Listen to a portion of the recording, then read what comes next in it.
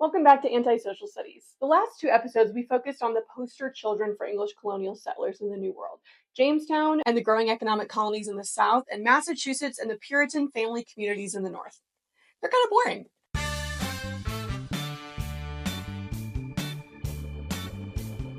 I'm Emily Glankler, and today we're talking about the cool kids of the British colonies, our rebellious leaders. So I think we can all agree that the Puritans were a little annoying. They were strict, had a superiority complex, and they ran the Massachusetts Bay Colony with the Bible in one hand and a note in the other saying, "Stop dancing." Okay, I promise that's my last dancing joke. But there were people who had issues with the very narrow version of freedom that had been established in Massachusetts, and they all acted on that frustration conveniently in the same year. 1636. First up, we have Thomas Hooker. He was a Puritan lecturer back in England until he was forced to flee to the Netherlands. There, like many Puritans, he lived under the Dutch Republic, which was this loose confederation of states that allowed for a lot of independence. Those lessons would not be wasted on Hooker. He ended up in Massachusetts, where he became the pastor at the earliest established church in Newtown, later renamed Cambridge, aka that place where some fancy people go to school.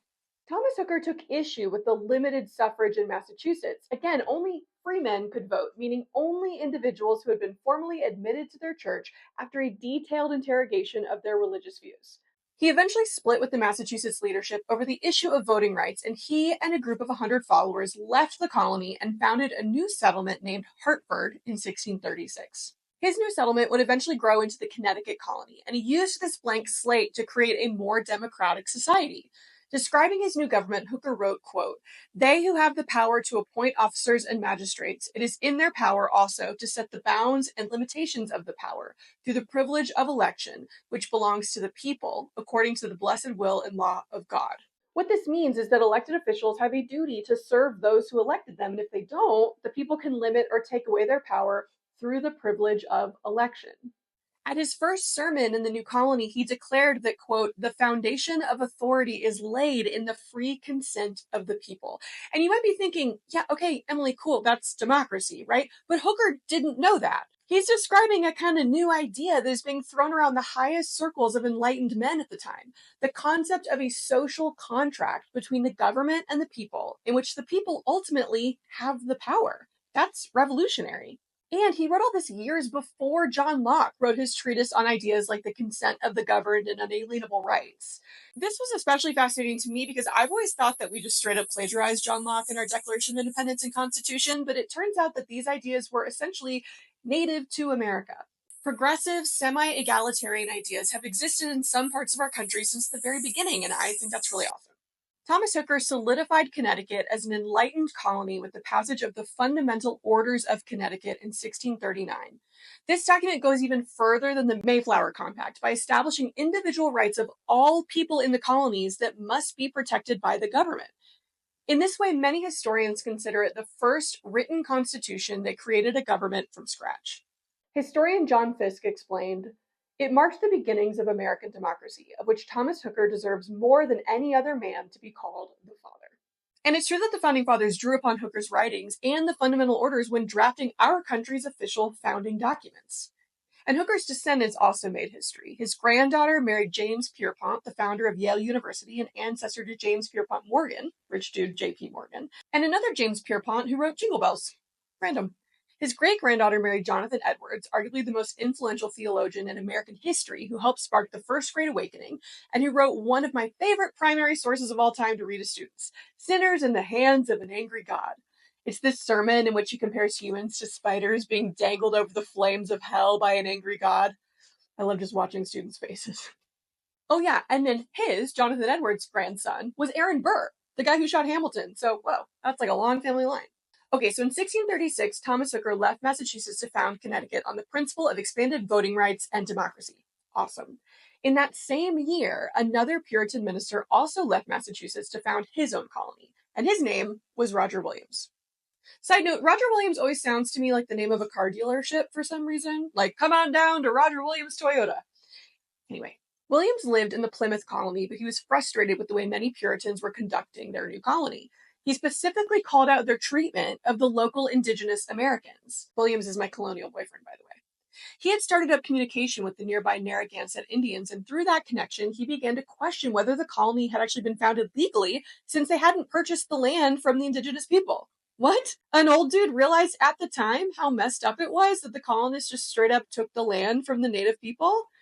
That makes me both happy that some of the Puritan settlers were more woke than I gave them credit for, but also sad because then, like, why didn't more people realize that or care?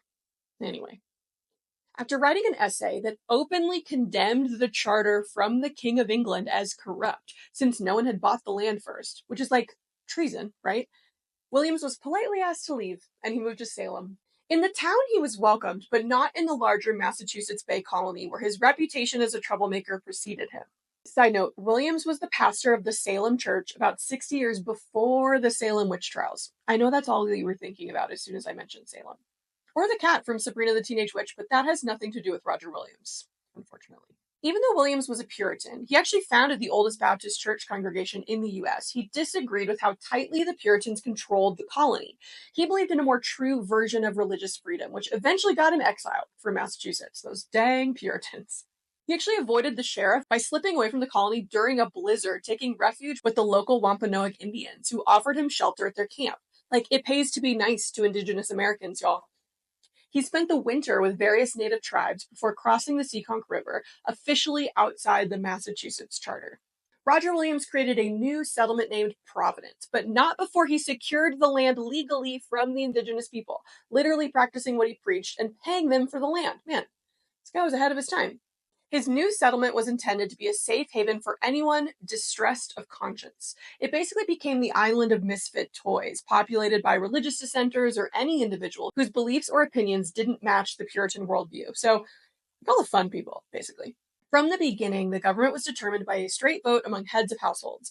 Newcomers could be admitted to full citizenship by a simple majority vote, and the town agreement restricted the government to only civil, non-religious issues. They also established an agreement that declared that Providence would hold forth liberty of conscience. All of this means that Roger Williams founded the first place in modern history where citizenship and religion were separate. You didn't have to be a Christian to vote, as well as a guarantee of religious liberty and separation of church and state. Now, other nearby colonies were not a huge fan of Providence, especially because Williams maintained close ties and friendships with the indigenous tribes in the area. He was constantly called to mediate between settlers and Native Americans, twice surrendering himself as a hostage to guarantee the return of a tribal leader who had been taken. Besides this suspicious affinity and respect for Native Americans, the other colonies, Massachusetts, Connecticut, and Plymouth, were all worried that Williams's colony was too progressive. They considered many of his beliefs to be heresy and worried that it would spread like an infection throughout the colonies. Keep in mind that these were still the early days when survival was the most important question, so there were many leaders who believed that the colonies couldn't afford to grant true freedom to the settlers because it might risk the community falling apart. Out of this animosity and pressure, Williams traveled to England to secure an official charter from the king for his new Rhode Island colony. On his trip to England, he also wrote a book, A Key into the Language of America. Published in 1643, this was like a combination phrase book with observations about the life and culture of the indigenous tribes of New England. Through his writing, he hoped to help new settlers better understand and communicate with the indigenous people, and he even went so far as to assert that Native Americans were in no way inferior to Englishmen. I know the bar is in hell, but still. Here's a poem he wrote for the book. Boast not, proud English, of thy birth and blood. Thy brother Indian is by birth as good. Of one blood God made him, and thee and all, as wise, as fair, as strong, as personal. I mean, the bar's low, but this dude was kind of a badass. Keep in mind that this was the era in which white Europeans were developing the belief that different races were significantly different from one another. It's going to eventually grow into full-blown scientific racism, but most white settlers truly believed that the indigenous Americans were inferior to themselves, almost more animal than human or personal. If you're not sure just how incorrect that is, please go listen to my episode 1491 on life in the Americas before the arrival of white settlers, but Roger Williams' book became a bestseller and made him a celebrity in England, and all of that made it easier for him to secure a charter for his colony. Side note, the next year he wrote another book called The Bloody Tenet of Persecution for Cause of Conscience, discussed in a conference between truth and peace. Whoa, okay. Chill. Published in 1644, this book argued for a wall of separation between church and state, and for state toleration of all Christian denominations, including the much-hated Catholics, and also toleration for paganish, Jewish, Turkish, or anti-Christian consciences and worship. Hold up. He said that the state should protect the freedom of Catholics, Jews, Muslims, and anti-Christians, which I can only assume means atheists. I can't believe this guy wasn't killed by a bunch of Puritans. I mean, let's be honest. If he was a woman, he would have been called a witch, but more on her in a second. Okay, so Roger Williams advocated for true religious freedom and tolerance, kindness and respect for Native Americans, but also, there's more. He also opposed slavery. Ugh, marry me, Roger Williams. In the 1640s, all around him, the New England colonies were passing laws officially making slavery legal. In his settlement of Providence, he banned slavery, and he pushed for his entire Rhode Island colony, now a collection of a few settlements, to formally ban the practice. However, the other towns refused, and the Rhode Island colony, especially the town of Newport, became a pretty big hub for American ships carrying enslaved people into the colonies. And it's kind of the problem with democracy, right? Sometimes the best idea gets outvoted. Even though Rhode Island didn't end up being a beacon for abolition, Williams was supported in that endeavor by another nearby settlement called Portsmouth, founded by a lady, who also stirred up trouble in Massachusetts in, you guessed it, 1636. Anne Hutchinson was born in England to an Anglican cleric who gave her a surprisingly good education for a woman. She went on to have 11 kids, oh my god, and she and her husband became big fans of a Puritan minister named John Cotton. Where's our John counter? They followed him to Boston, where Anne became a midwife who also hosted weekly gatherings of women at her home. Basically, she would break down and provide commentary on the recent sermons to the women who weren't allowed at town meetings, giving her the title of spiritual advisor. Anne was essentially doing like a live podcast explaining the important events of the day to settlers who didn't have the time or knowledge to follow the news, or who weren't invited to the meetings. Wait, am I Anne Hutchinson? Eventually, her meetings became so popular that she started hosting discussions for prominent men in the colony as well, including the governor of the Massachusetts colony. Whoa. Now, here's where she gets herself into trouble. She started spreading a new philosophy, free grace theology. Essentially, Hutchinson argued that anyone is promised eternal life the moment they believe in Jesus Christ as their personal Lord and Savior. And this was in direct contrast to Puritan teachings that said there was a covenant of works. Basically, you had to work your whole life and constantly act appropriately to be admitted into heaven. It's interesting because in this way, Anne Hutchinson was like being a Protestant of a Protestant. And what I mean is that about 100 years earlier, Martin Luther had objected to the Catholic Church's extreme hierarchy and controlled entrance into heaven, most notably with the sale of indulgences. So he broke away and preached that the only requirement for getting into heaven was to believe in God and be a true Christian.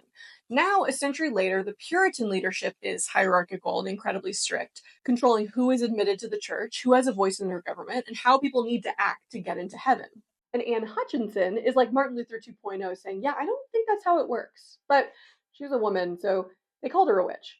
And I mean, she did claim to be a prophet who received direct revelations from God. And she did prophesize during her trial that God would judge Massachusetts by wiping the colony from existence. And she did argue that personal experience and revelations from God were equal to the word of the Bible, which, like, that's pretty much heresy. So she was politely asked to leave.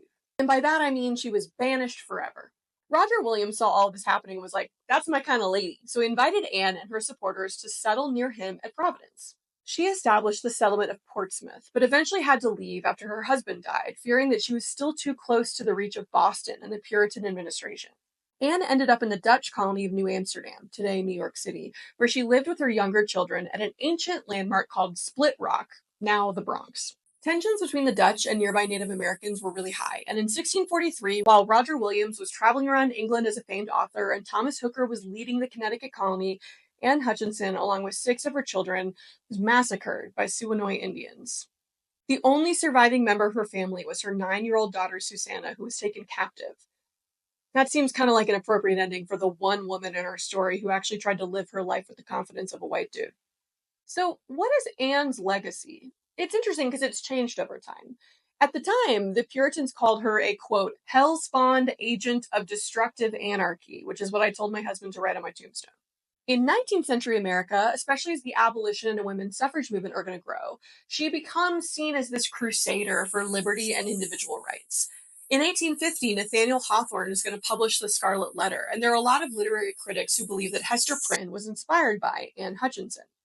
By the 20th century, Anne is seen as a feminist leader who terrified the patriarchy, not because of her religious views, but because she was an assertive, highly visible woman who refused to conform to the Puritan idea of womanhood.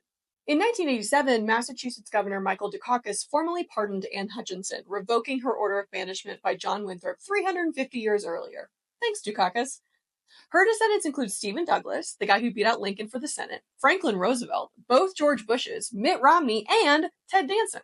And her own heritage apparently traces her ancestry back to Eleanor of Aquitaine, which should make total sense to anyone who listened to season 1 of my podcast. In short, I love Anne Hutchinson. Now, if you remember from episode 1 in this series, I said one of my main arguments is going to be that the United States doesn't really make a lot of sense. From the very beginning, various groups saw English America as a place to live life the way they wanted. But what they wanted was often very different from each other. And at the moment, it's not too big of a deal, because each group can kind of make their own colony to suit their needs. You want a place for Quakers? Pennsylvania. Want a place for Catholics? Maryland, until the Protestants take over. Want to put into practice some new ideas about criminal rehabilitation and a new prison colony? Yeah, here's Georgia. But what happens when they all need to work together? What happens when they face conflict and threats that go beyond colonial boundaries? More on that next episode. Thanks for watching. Like and subscribe. Go follow me on social media. And if you want to support me even more, go to patreon.com/antisocialstudies.